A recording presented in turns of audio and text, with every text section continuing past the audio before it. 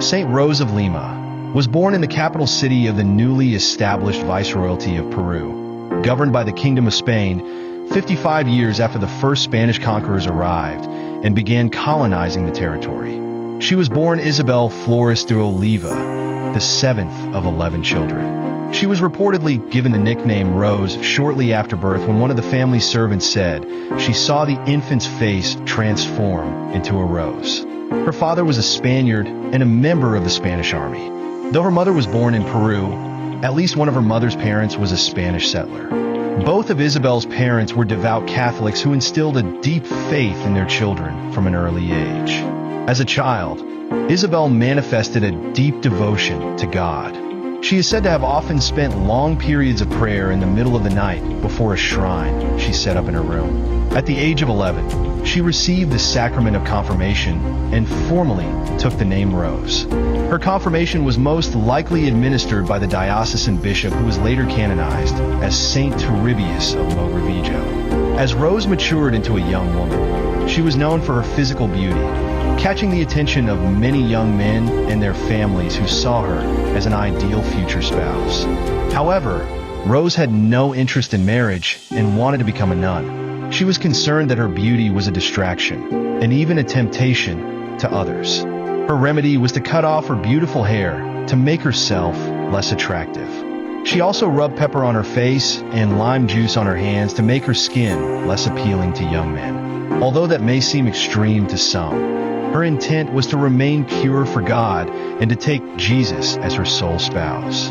Though her father refused to permit her to become a nun, after several years he acquiesced to her desire not to marry, allowing her to live in a small hut on the family property where she could be with her divine spouse through solitude and prayer. Her hut, or hermitage, became a place in which Rose engaged in charitable works. She brought the poor and sick in her hut, fed them, and nursed the sick back to health. She worked to support herself and her family, who were facing hardship, by selling at the local market lace and embroidery she made and flowers she grew. After learning about Saint Catherine of Siena, she sought to emulate her. She practiced severe penances, slept on a hard floor, wore a crown of thorns while alone in her room, fasted, and inflicted numerous penances upon herself every day. Eventually, she chose to abstain from meat. She quickly discovered that penances opened the door to spiritual abundance. Once she discovered that, she never turned back. She went to Mass daily and adored the Blessed Sacrament at church. When she turned 20, because she could not become a nun, she followed in the footsteps of her role model, Saint Catherine of Siena, and became a lay member of the Third Order of Saint Dominic. She carried on her life of continuous prayer and penance, sleeping only 2 hours a night so she could have more time for prayer.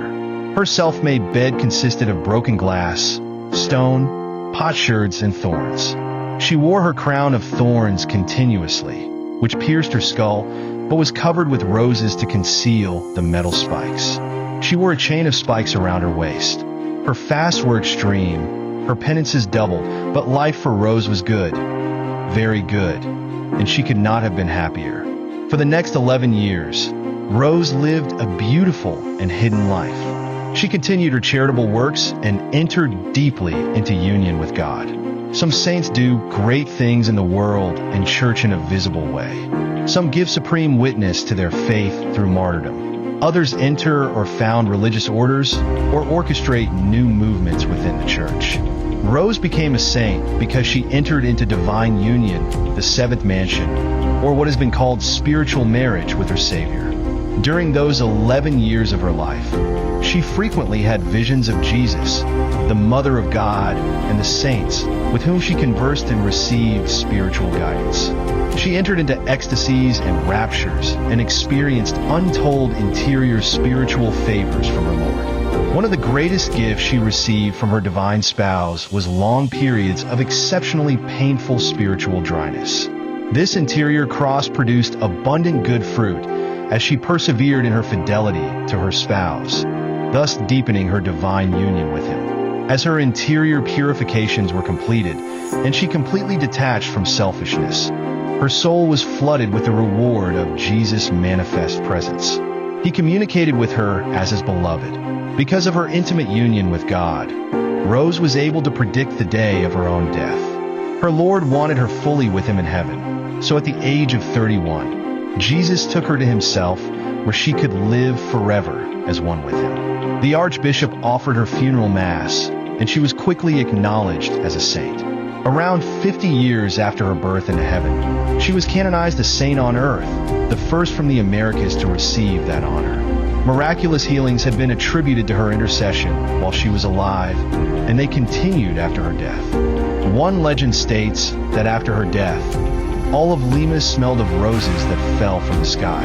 The life of Saint Rose of Lima reveals many things to us. Penance is good, but it takes great holiness to discover this mysterious and deep truth. The good life is not one that is filled with worldly successes, riches, or honors, but is discovered only in an act of divine union. Furthermore, those who make the biggest difference in this world for the good are those who radically and completely give themselves over to the service of God, holding nothing back so that God can take to himself all that they are.